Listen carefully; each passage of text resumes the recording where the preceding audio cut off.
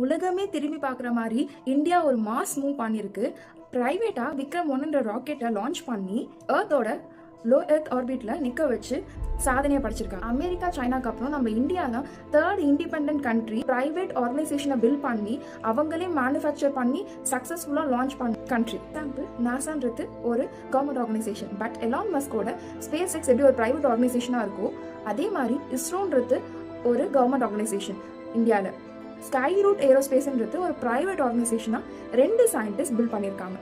இந்த ராக்கெட்டுக்குள்ள என்னென்ன விஷயம்லாம் கேரி பண்ணி எடுத்துகிட்டு போயிட்டு இருக்குன்னா 350 kg உள்ள பேலோட இந்த ராக்கெட் கேரி பண்ணி எடுத்துகிட்டு போயிட்டு இருக்கு. அதில் நம்பர் 1 டைமண்ட் ஃப்ளவர் அப்படின்னு டைமண்டால் கிரியேட் பண்ண ஒரு ஃப்ளவர் ஸ்ட்ரக்சர் உள்ள ஒரு டைமண்டை கேரி பண்ணிட்டு இருக்கு.